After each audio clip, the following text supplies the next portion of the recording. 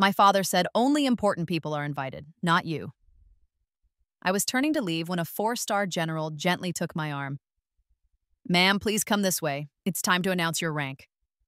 My father's face went white. This was the moment that Greendale, Indiana would remember. A quiet fell over the American Legion Post 138. You could hear the neon lights buzzing. The sheet cakes on the plastic table looked a little warm. The American flag stood in a spotlight that looked like it had been on for a long time. Everyone turned to look, first at my father's forced smile, and then at the woman in the formal blue uniform standing next to me. She had 4 silver stars on her shoulders, shining brightly. I am Sarah Ann Miller. I'm 38 years old, and I was born on a small road just outside of town. My dad is Robert Bob Miller, a retired factory foreman who has very strong opinions about everything. He was celebrating his 70th birthday at the Legion Hall that night. He had posted the invitation on Facebook with a note that made some people laugh. VIPs only. He was talking about the local bank president, the high school football coach, and the town councilman. He was not talking about me, his daughter, who had just returned from a deployment. I had been working in hangars, on flight lines, and in medical tents that most people only see on the news. I hadn't come to cause a problem. I came because my mother would have wanted me to. She would have told me to be the bigger person. Before she passed away from cancer 5 years ago, she held my hand. She had a chipped teacup in her other hand, and she told me, "Don't ever let your father make you feel small." I can still hear the sound of a spoon stirring in that cup whenever I walk into the old farmhouse kitchen. That afternoon, I had stopped by the farmhouse to check on the dog and to drop off a blanket at the VA clinic. My dad was in the garage. He was using a wire brush to clean a spark plug. The farm report was playing on the radio. The air smelled like gasoline and cold tools. "Are you still carrying that coin?" he asked me. I tapped my pocket. "Always," I said. He kept watching the brush scraping the metal. "The mayor is coming tonight. The coach, too. Important people." "Sounds like a full house," I said. "Do you want me to bring back Mom's old pie plates?" "They're just gathering dust." He flinched when I said her name. Then he said the line he must have been practicing. "Only important people are invited, not you." I felt a knot in my stomach, but I just nodded. The military trained me to respond simply. "Understood." My plan was straightforward. I would go to the Legion Hall, leave a gift card for the local feed store with Karen at the front door, and then drive back to my apartment in Indianapolis before the band started playing too loudly. The sun was setting, and the parking lot was covered in a bluish light. It was filled with the usual pickup trucks and minivans. A group of old men wearing their veterans' caps were standing around talking. Inside, it looked just like every other community hall I had ever been in. There was a bulletin board with flyers, a special table for POWs and MIAs with a single red rose, and a large coffee pot hissing in the corner. The band was tuning their guitars.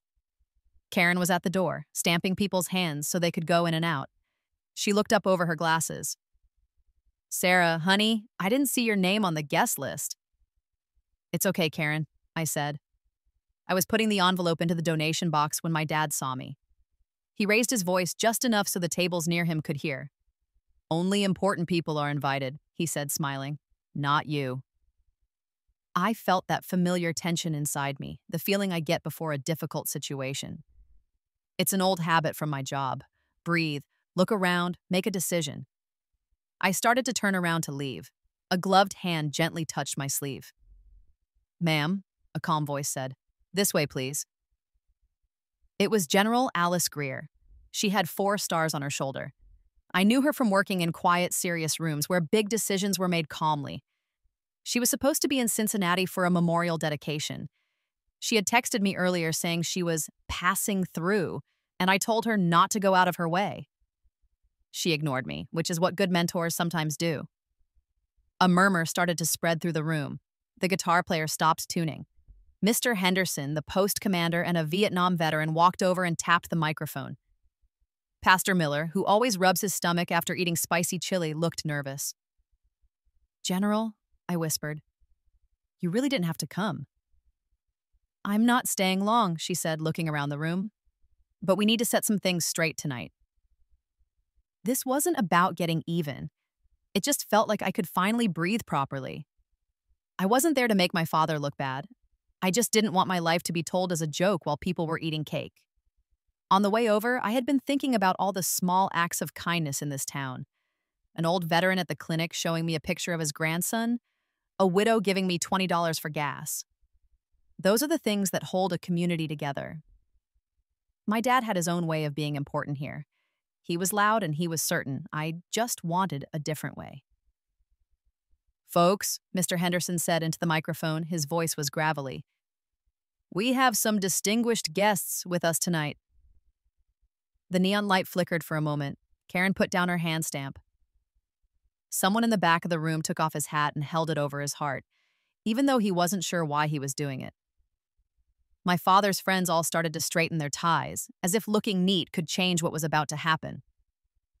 My dad stood up straighter, but then he remembered he was supposed to be acting amused. He put on that half smile that he used. General Greer walked with a calm confidence. She nodded at Karen, at the band, and at the old man with the purple heart cap. Then she looked right at me and said, loud enough for the room to hear, "Ma'am, this way." We walked about 30 feet, but it felt much longer. I could feel my father's stare on the back of my neck. The band leader unplugged his guitar cable. Pastor Miller coughed and opened his Bible, even though no one had asked him to pray. I rubbed the coin in my pocket with my thumb, something I do before I have to do something difficult. General Greer reached the microphone and just waited. She didn't tap it or blow into it. She just placed her hand on the stand and took a breath, and the whole room seemed to quiet down with her. "Good evening," she said. "Before we do anything else, we will honor the flag." Every person in the room turned to look at it. Even my father stood still. You could say that was the start of the end or the end of the beginning.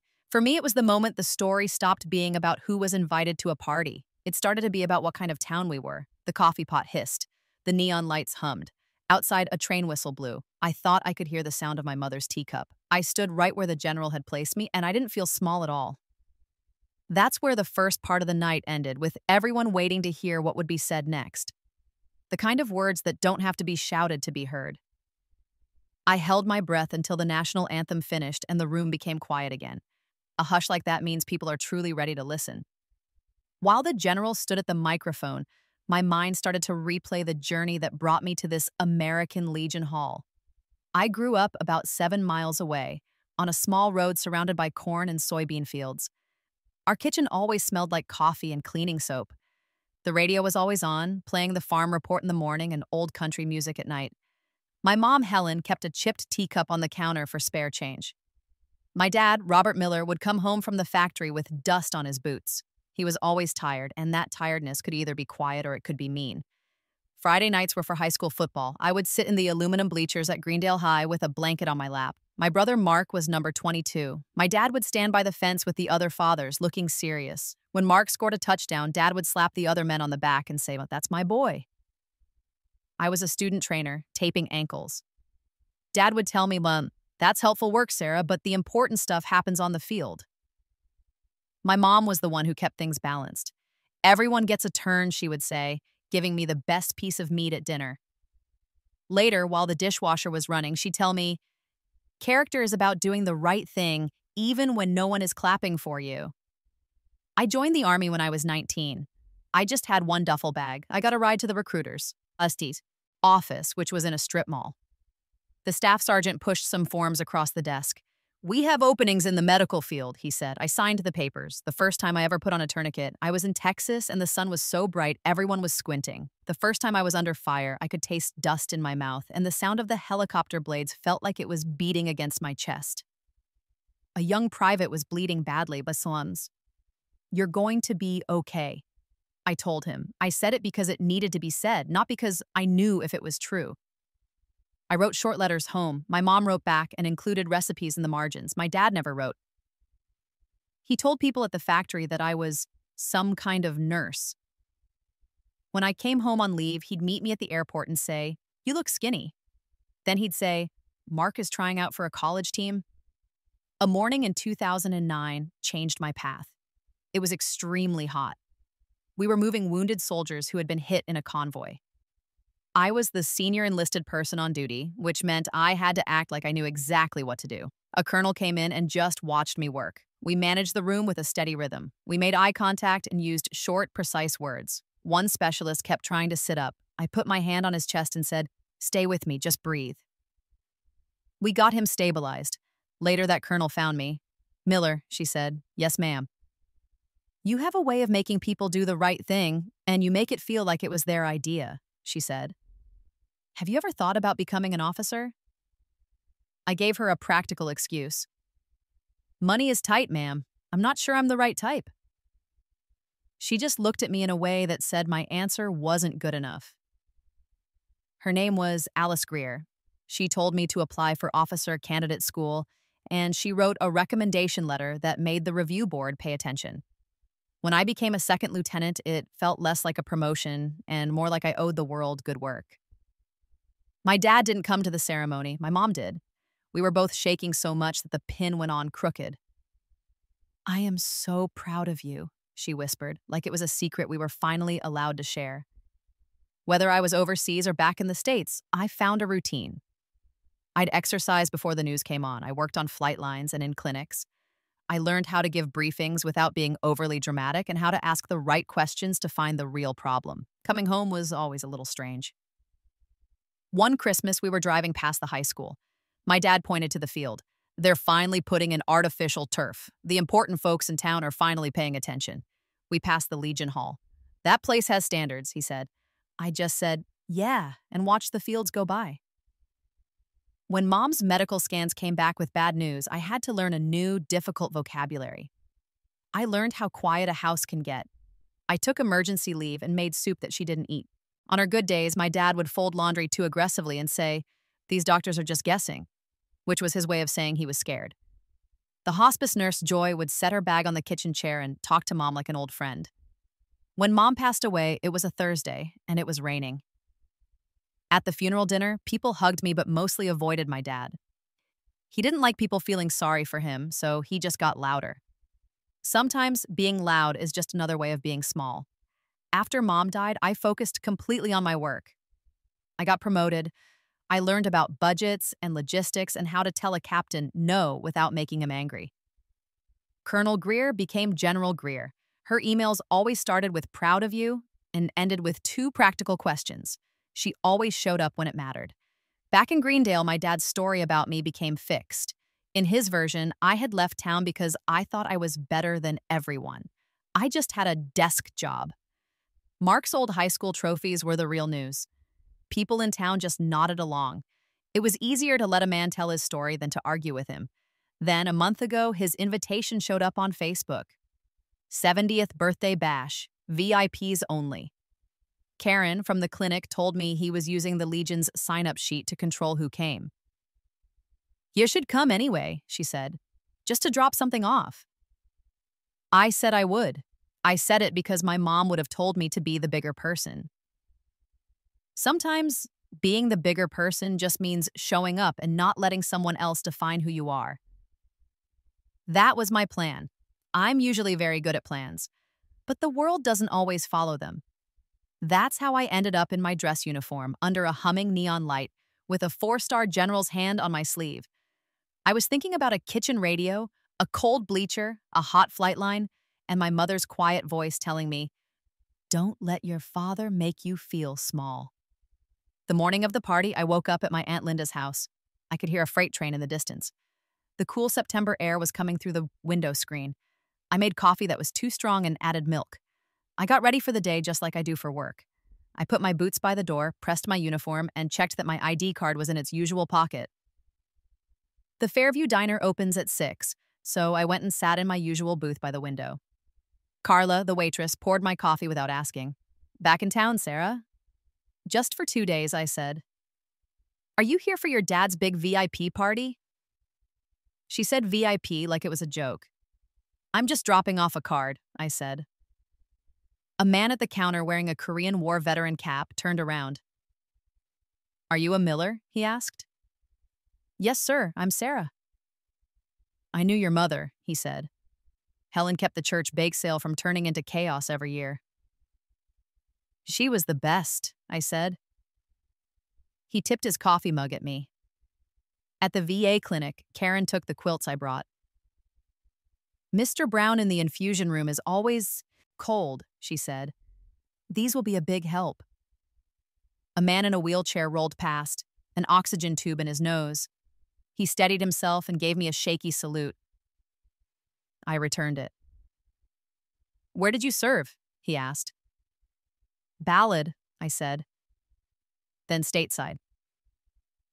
An Indiana girl, he said. He said girl like it was a compliment. Karen was printing a receipt. Are you going to your dad's party? She asked quietly. I'll stop by, I said. He's been making a big deal about that VIP list on Facebook, she said. People get brave when they're behind a computer screen. At the grocery store, I ran into Coach Henderson. He patted my shoulder. Sarah, back from a trip? Just back from work, I said. He looked at my shopping basket, which had bananas, paper towels, and dog treats.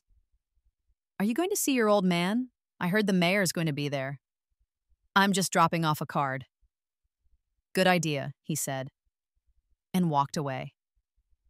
While driving to the farmhouse, I called my brother on the car's Bluetooth. Mark sounded far away. He's really wound up about this party, Mark said. He wants it to be perfect. Perfect like how he likes things, I said. Don't start, Sarah, he said. Please, just don't make it about you. I'm just leaving a gift with Karen and then I'm driving back to Indy, I said.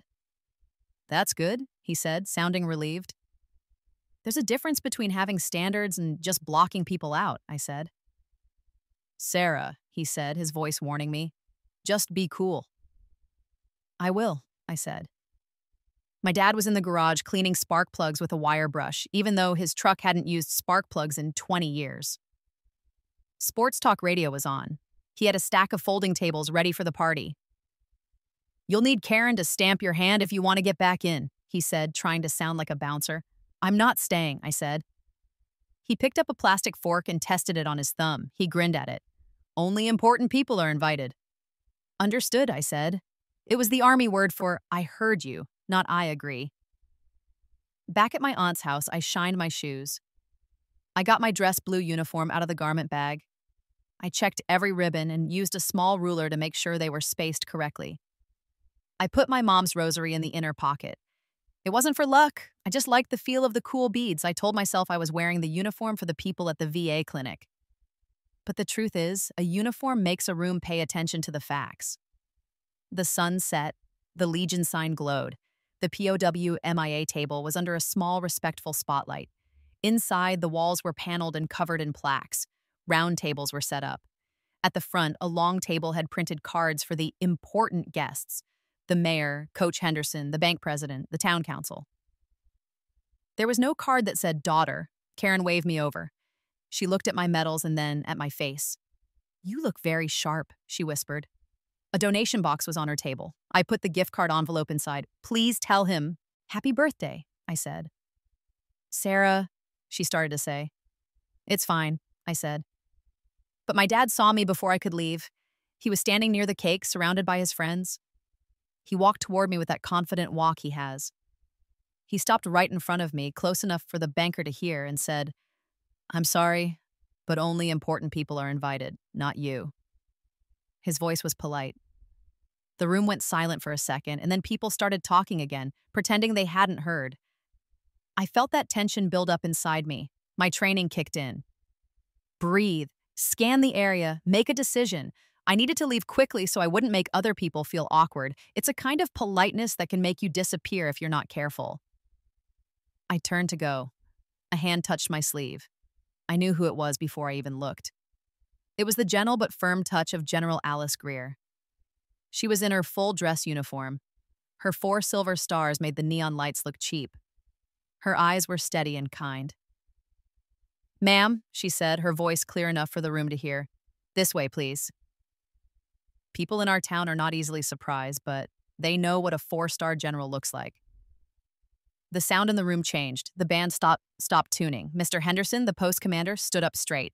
Coach Henderson's mouth dropped open. Karen let out a long breath. My father's smile froze and his face went pale. I had not planned any of this.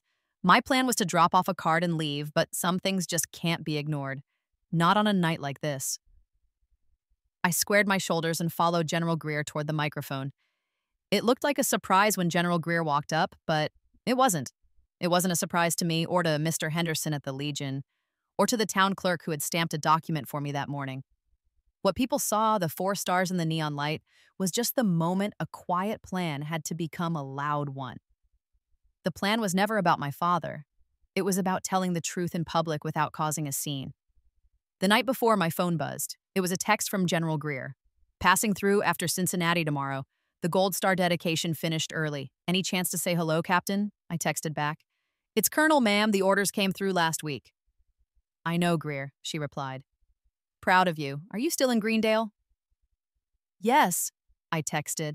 My dad's birthday party is at the Legion, but I'm not planning to stay. General Greer understood. Is there a post commander I can call? I can stop by for 5 minutes in the lobby, no speeches. I looked at my phone. 2 weeks ago, I was promoted to colonel at the air base. It was a small office party. I hadn't told my dad. It wasn't to be mean. It was just to protect myself. Some news is better delivered carefully. I texted Karen at the clinic. She replied right away. Mr. Henderson is usually there around 9. At 9:17, Mr. Henderson called me. Sarah, honey, we can certainly spare the lobby for 5 minutes. If a general is stopping by, we'll be respectful. I don't want to interrupt the party, I said. No announcement, just a quick introduction. She wants to pay her respects. Consider it done, he said. Do you have anything we could put on a small display? I had a box in my car. It had a redacted copy of my service record, a photo of me working on a wounded soldier, my challenge coin, and a folded flag from a past ceremony. It also had my mother's obituary. I'll bring a few things, I said. Just make me a little list, he said. Names are important. At the town hall, Jenna Alvarez, who is on the school board, pulled me into her office. Karen called, she said. She said if we were ever going to start that scholarship in your mom's name, today was the day to file the paperwork. I don't want it to look like I'm trying to ruin my dad's night, I said. Don't worry, Jenna said. We'll file it today and announce it at the first football game next month. But we can give you the official folder quietly tonight, while your general friend is here. We wrote out the details on a notepad. The Helen Miller Scholarship for Military Families. It would be $500 this year for a Greendale High School senior whose parent had served. Jenna took the paper down the hall and the clerk stamped it. There, Jenna said. That's the sound of something becoming real. Mrs. Whitaker, my old English teacher, happened to be there. I'll be on the reading committee, she said, if you promise to come talk to my senior class about what service really means.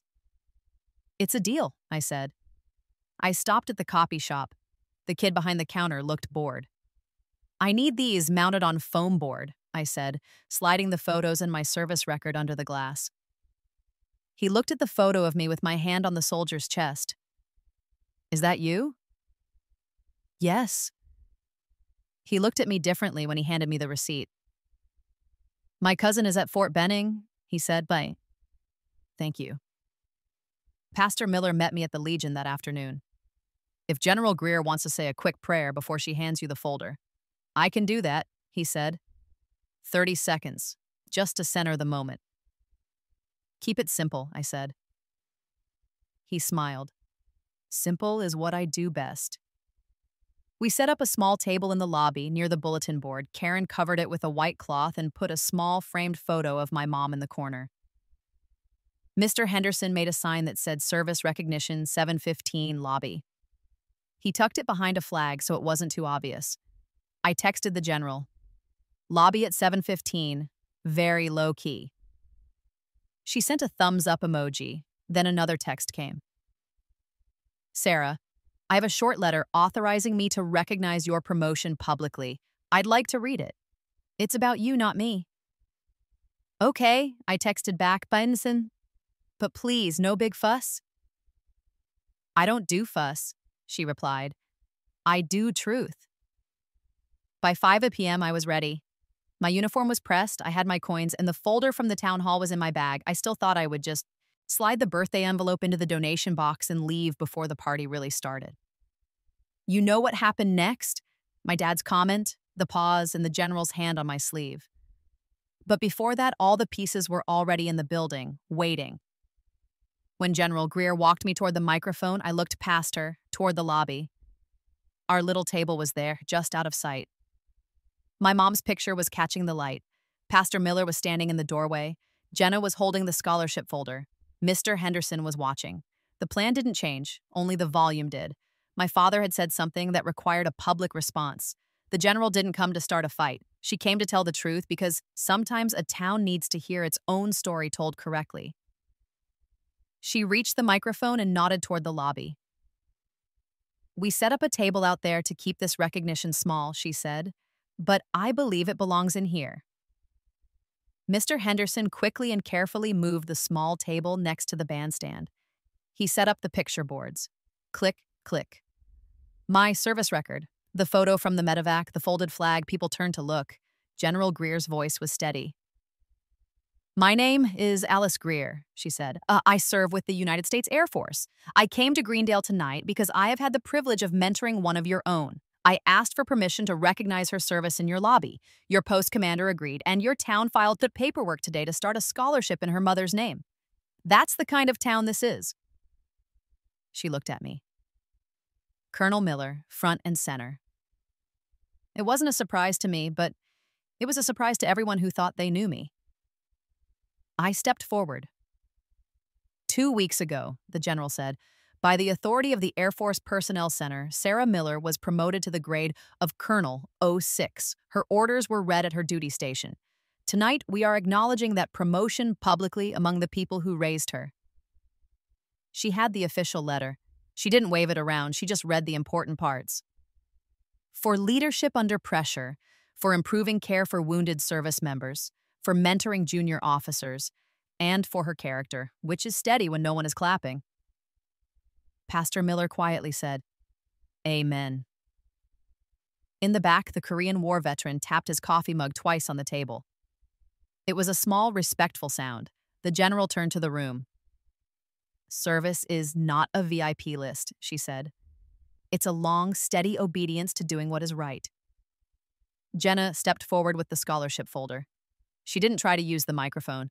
She just handed the folder to me, and I handed it to Karen because my hands were shaking. Mr. Henderson put his hand on the folded flag. The band leader wiped his eyes. I could feel my father watching me. I didn't turn around, not yet. Ma'am, General Greer said quietly, this way. And for the first time in that room, the way was forward. General Greer didn't need to raise her voice, the room was silent. Colonel Miller, she said, you have heard your orders. Tonight your town hears them too. She read from the letter again. By authority of the Air Force Personnel Center, you are promoted to Colonel for sustained superior performance. Mr. Henderson adjusted the display boards. Jenna stood by the wall, holding the scholarship folder like a hymn book. Pastor Miller watched, his eyes damp. General Greer looked toward my dad. She wasn't trying to shame him. She was just stating a fact. Mr. Miller, she said clearly, we had the official promotion ceremony at the base. But tonight we present your daughter with a shadow box for the family. It holds her new rank, a patch, and a copy of her orders. With your permission, would you help place one of the eagles? All eyes turned to my father. His smile was gone. He looked at his friends, but they couldn't help him. My brother, Mark, touched his arm. I saw my father make a choice. He gave a short nod and walked forward. The band leader moved the microphone stand. Karen placed the small, velvet-lined shadow box on the table. My dad reached for the silver eagle insignia. I saw his fingers trembling. They trembled like that at my mother's funeral when he was carrying a casserole dish to the sink. He lifted the eagle, but he hesitated. His mouth opened, but he just said, well, I'll be. Place it right there, sir, General Greer said softly, pointing to the spot. He pressed the eagle into the velvet. It sat perfectly straight. My dad stared at it for a second, then stepped back. He looked pale. I stood at attention next to the general. Thank you, I said. My voice sounded surprisingly steady. The general turned back to the crowd. You raised a servant and a leader, she said. You did it with potlucks and carpools and by checking on your neighbors. That is how a town makes an officer. Mr. Henderson cleared his throat and read from an index card. Post 138 recognizes Colonel Sarah Miller for honorable service to her country and this community. We are grateful. We are proud. He put the card down and gave me a sharp salute. The Korean War veteran at the back table tapped his mug twice and then lifted it in a toast. Someone near the back played 3 clear notes on a trumpet and then stopped. The silence that followed felt comfortable. Jenna stepped forward just a little. The town clerk stamped the paperwork this afternoon, she said, just to me. We'll announce the scholarship at the first home game. It's going to help a kid buy books or boots. Thank you, I said. Mom would have loved that. Pastor Miller's voice rose just enough for everyone to hear. Lord, teach us to honor the quiet work, make us generous with our respect and careful with our words. Coach Henderson coughed and looked down at his shoes. The banker suddenly seemed very interested in his shirt cuff. The people who had always listened to my father's version of my story now looked unsure. My dad just stood there next to the stage. His friends didn't come over to him. Mark stayed by his side. For a moment, I wanted to make a joke to break the tension and rescue everyone. But I didn't. Sometimes you have to let a moment be what it is. General Hart looked at the crowd. Some of you know Sarah as a daughter or a neighbor, she said. Tonight, you also know her as Colonel Miller. Both are true, and neither one makes the other smaller. She looked at my dad again. Mr. Miller, thank you for sharing your daughter with the country. It was a generous thing to say, but also very firm. My dad worked his jaw. She always did think big, he managed to say. I met his eyes. Mom taught me to do things right when nobody's clapping, I said. I kept my voice low, but the front rows could hear me. His mouth opened and then closed. He looked at the photo of my mom on the display table and then back at the eagle in the box. Helen would have, he started, but he couldn't finish the sentence. Karen saved him. Time for cake, she announced loudly. The tension in the room broke. People exhaled. Plates started to rustle. The bandleader wiped his eyes again, pretending it was just dust. We took one picture. Me, the general, Mr. Henderson, Jenna, and Pastor Miller. The flash popped. The general handed me the official letter. For your records, she said. Then she whispered, This town is worth your kindness, Sarah. Even when one person forgets. Yes, ma'am, I said. She squeezed my shoulder, then walked over to my dad and offered her hand. Mr. Miller, congratulations on 70 years. You must have done some things right. He shook her hand. We kept the lights on, he said. On our way out, the general stopped to talk to the Korean War veteran. He said something that made her smile. She tapped the brim of his cap, a small salute, and then she was gone. As people lined up for cake, they walked past the display table. They read my service record like they were trying to understand someone they thought they already knew. Coach Henderson stopped me. I should have known, he said. I didn't make it easy to, I replied. He nodded. Well, I'll make it easy now. Mark gave me a one-armed hug. You look like you're on TV, he said. I just look like I'm from Indiana, I said. My dad stood nearby, not quite part of the group. He didn't try to put his arm around me for a photo. I was okay with that. Behind us, someone started cutting the cake. We left the Legion Hall in small groups. I was halfway to my car when my dad caught up, holding the shadow box. Sarah, he said, maybe we should take a picture for Facebook just to show folks that we're good. No, I said. Let tonight be what it was. This town heard a true story. He tried to laugh, but it sounded strange. I didn't know you were all that. You didn't ask, I said. And I stopped trying to tell you when you kept turning it into a joke. He shifted the box in arms. I never said you weren't worth anything. You said only important people are invited, I replied. That's not a misunderstanding, Dad. That's your sentence. He flinched. The crickets were loud in the silence. I felt the old habit of trying to make him feel better, but I let it pass. I'll come by tomorrow, he said. We can take a proper picture then. I'm driving back after church. He nodded like I was talking about the weather. I'm 70, he said. People expect things. They can expect you to be decent, I said. That should keep you busy. He looked at the silver eagle in the box. Helen would have liked tonight. She would have wanted us to mean it, I said. We stood there not as enemies, but not as friends. We were just two people who had stopped pretending. My Aunt Linda was waiting on her porch. She handed me a mug of tea. How did it feel? She asked. Like I could finally breathe, I said. Good, she said. Boundaries aren't walls, Sarah. They're just fences with gates that you get to open yourself. We sat there until a train whistle echoed through the valley. The next day, I wore a simple dress to church. Pastor Miller preached about doing justice, loving mercy, and walking humbly. In the line after the service, he squeezed my shoulder. Sometimes the Lord answers a prayer we didn't even know we were praying, he said. The Korean War veteran from the diner came up. Colonel, he said, trying out the word. I told him Sarah was fine. He shook my hand firmly. A little boy looked at my ribbons. Did you win those? You earned them, I said, by doing your job and keeping your people safe. I can do jobs, he said, and marched off toward the donuts. In the parking lot, Jenna waved. The school board meets Tuesday, she said. The scholarship is on the agenda. It's the right thing to do. It is, I said. After lunch, Mr. Henderson called from the Legion. We're starting a monthly Veterans Health Clinic, he said. Tell Karen she made my week. She already knows, I said. Ashum. She probably already has a clipboard ready. I packed my bag slowly. At the farmhouse, I found my mom's old pie plates. I washed them.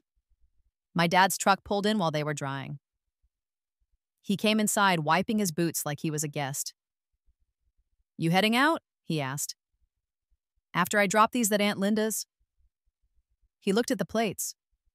Your mother loved those. Me too, I said. He gripped the back of a chair.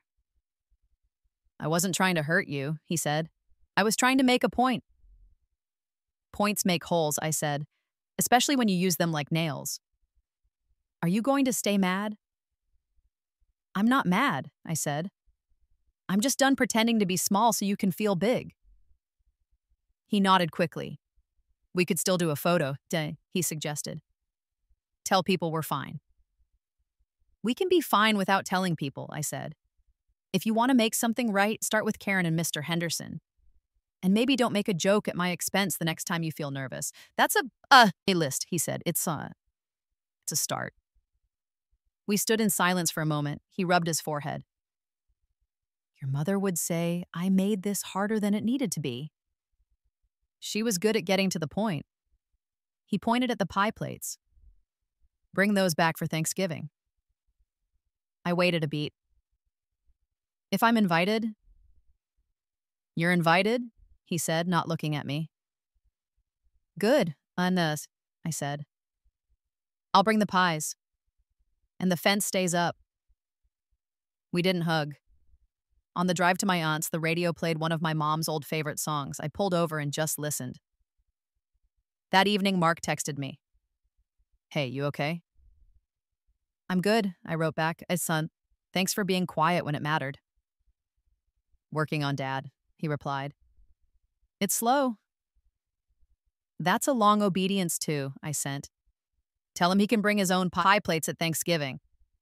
He sent back LOL, okay. The next morning, the Fairview diner smelled like bacon and coffee. I sat in my window booth. The bell on the door rang and General Greer walked in. She looked like any other traveler. Carla poured 2 mugs and left the pot. Your usual, Sarah? Pancakes, I said. General Greer smiled. I'll have the same. We ate quietly. When we were about halfway done, she put her fork down. I checked with the post commander, she said. They're going to keep your display up for a week. People can stop by and learn at their own pace. That's the right pace, I said. What you did last night wasn't about winning, Sarah, she said. It was about telling the truth in the right room. It felt more like straightening a crooked picture, I said. She nodded. Sarah, the loudest people often need the quietest lessons. I thought about my dad's face. He'll take time, I said. Time is the only honest teacher, she said. In the meantime, you just walk forward. Your town is, too. Outside, Main Street was waking up. We walked past the hardware store and the barber shop.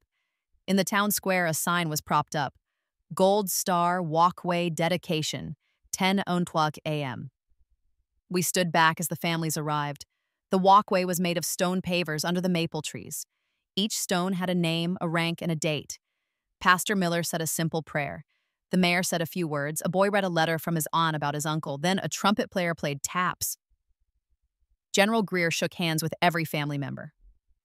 I stood nearby. A woman with silver hair was clutching her purse. I offered her my hand. She took it. My grandson thinks medals are just shiny, she said. I tell him it's the quiet part that's heavy. He'll learn, I said. But I hope he learns slowly. Jenna waved from the edge of the crowd, holding the scholarship folder. She just lifted it slightly, a promise that was now real. Mr. Henderson stood with his hat off. Karen was dabbing her eyes. After the music, people didn't leave right away. They touched the names on the stones. I put my hand on one, feeling the cool stone. When I looked up, General Greer was watching me. Are you heading back today? She asked. After I stop by the cemetery, I said. She nodded. Give Helen my regards. Tell her you kept your promise. I will. We walked back to the diner so she could pay her bill. At the door, she put her hand on my shoulder, just as she had at the Legion Hall. Sarah, she said, you don't owe anyone another performance. When people ask what last night meant, just tell them you're going to keep doing your work. That's enough. Yes, ma'am, I said.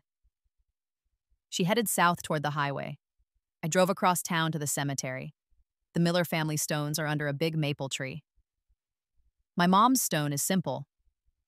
Helen Ann Miller, 1958 to 2020. Be kind. The grass was freshly cut. I brushed some leaves off the granite. I did not make myself small, I said quietly.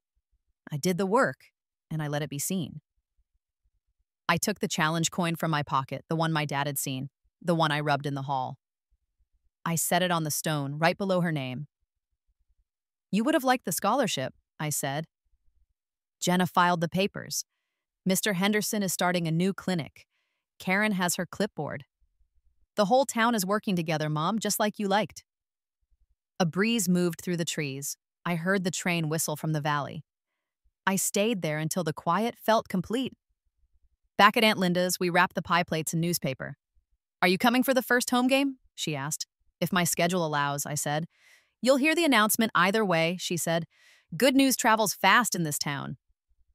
I started my car. Tell Dad that Thanksgiving has rules, I said. Pie plates come back clean, and voices stay kind. I'll put it on the fridge, she said, smiling. On the highway, the land flattened out. I set the cruise control and let the sound of the road settle my thoughts. People say revenge is sweet. I think it's just quiet. It's just standing up straight in a place that tried to make you bend and then getting on with your life. At the county line, a sign thanked me for visiting. I smiled.